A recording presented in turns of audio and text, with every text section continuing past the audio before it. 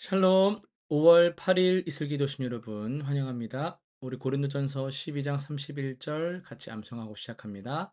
너희는 더욱 큰 은사를 사모하라. 내가 또한 가장 좋은 길을 너희에게 보이리라.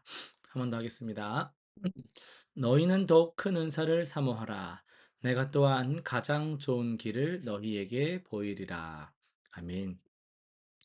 오늘은 시편 74편에서 79편까지를 통독하게 됩니다. 우리 하나씩 살펴볼 텐데요.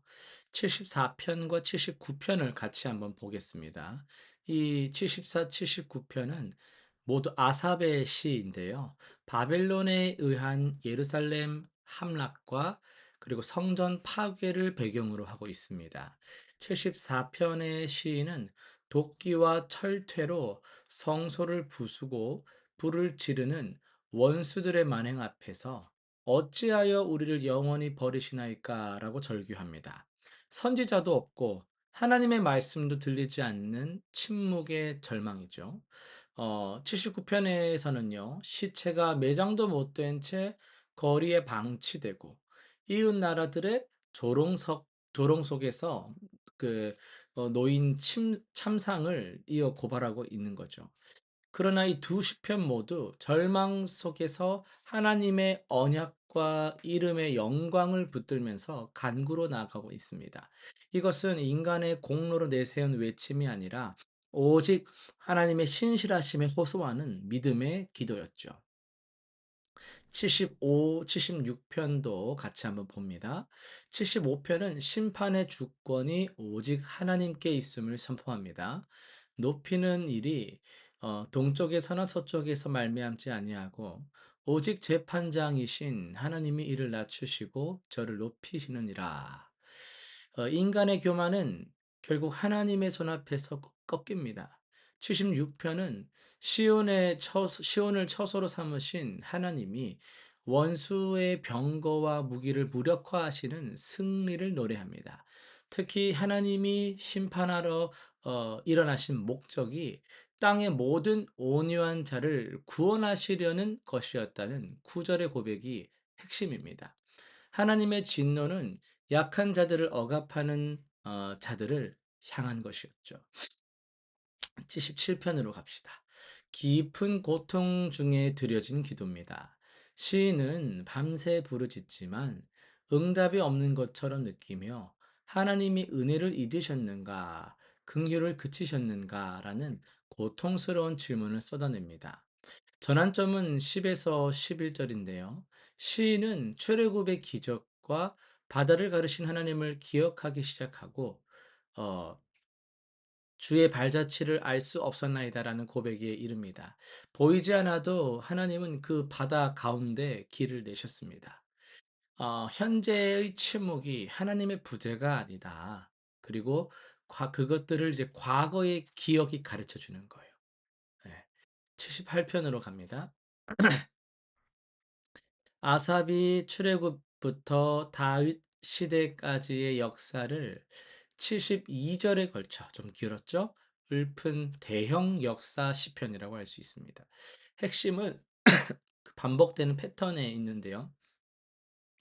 하나님의 은혜와 기적, 이스라엘의 불신과 반역, 하나님의 그리고 심판, 그리고 다시 베풀어지는 긍휼. 이 사이클, 어떻게 보면 사사기처럼 그런 사이클이 있는 거예요. 아삽은 이 역사를 후손에게 전하는 이유를 첫머리에서 밝힙니다.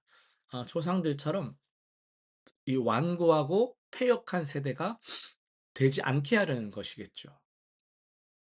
역사를 기억하는 것, 그 기억은 행동을 수반하는 것이죠. 역사를 기억해서 똑바로 사는 것이 신앙을 지키는 일이고요. 긴 실패의 역사 끝에 등장하는 다윗의 선택은 또 새로운 소망의 시작이라고 할 수 있겠습니다. 오늘은 78편 38절 39절을 중심으로 해서 하나님은 기억하십니다. 라는 제목으로 말씀을 전하겠습니다. 이스라엘 역사는 어떤 의미에서 우리 자신의 이야기라고 할 수 있습니다.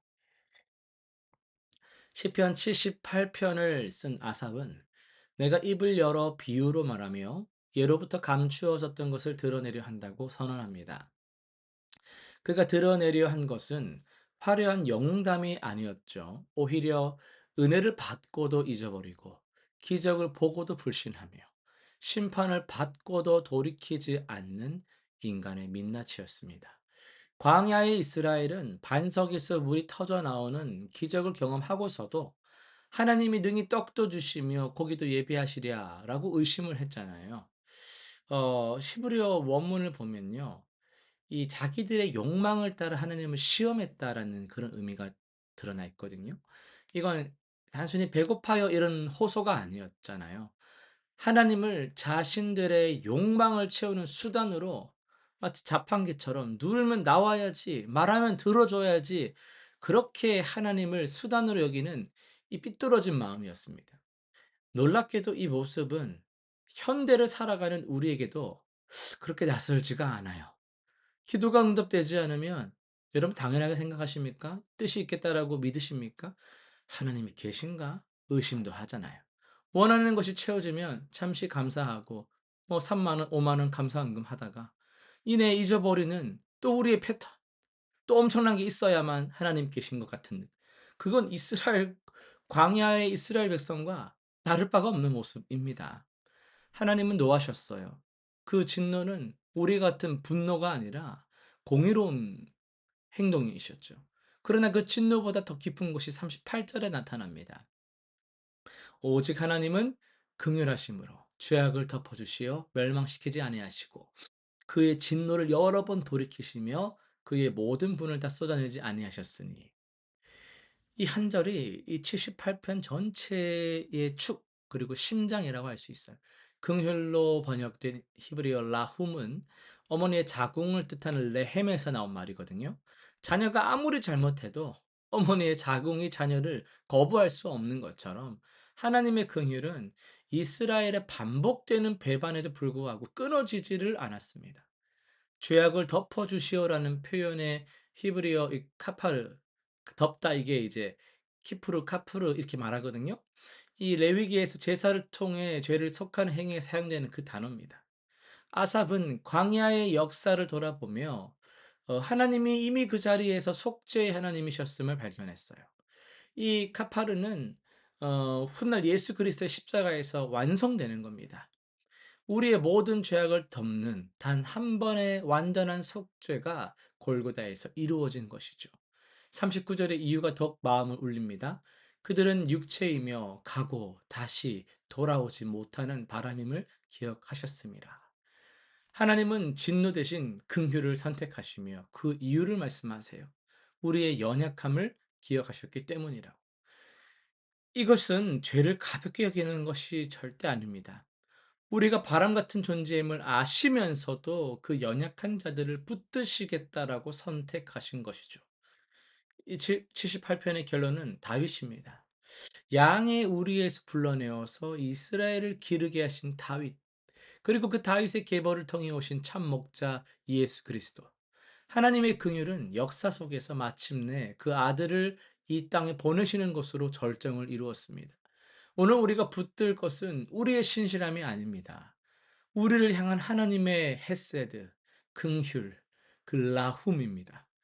우리가 잊어도 하나님은 기억하시고 우리가 돌아서도 하나님은 다시 부르시죠. 그 긍휼의 하나님 앞에 오늘 다시 나아가시길 바랍니다. 실천상 세 가지 한번 정리해 봅니다. 이번 주 한 주간 하나님이 내 삶에 베푸신 은혜를 구체적으로 여러분 세 가지 이상 기록해 보세요. 망각하지 않도록 묵상 노트에도 한번 남겨 보세요. 여러분 기록하고 기억하는 자들이 하나님을 더욱더 깊이 있게 사랑할 수 있습니다. 둘째는요. 반복되는 죄의 패턴이 있다면 솔직히 하나님 앞에 고백하면서 죄악을 덮어주시는 하나님의 긍휼을 의지하는 기도를 드려보시길 바랍니다. 세 번째는요, 내 삶의 어떤 영역에서 하나님을 내 욕망의 수단으로 여기고 있지는 않은지, 그런 것들을 한번 찾아보면서 그 부분을 하나님께 또 내어드리는 그런 기도로 나아가시길 바랍니다. 기도하고 마칩니다.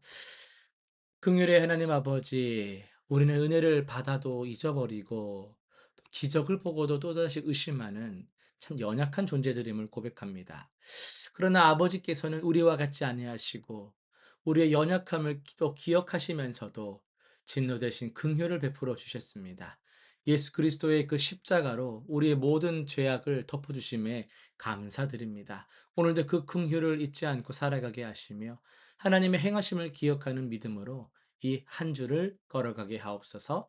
예수님의 이름으로 기도드립니다. 아멘.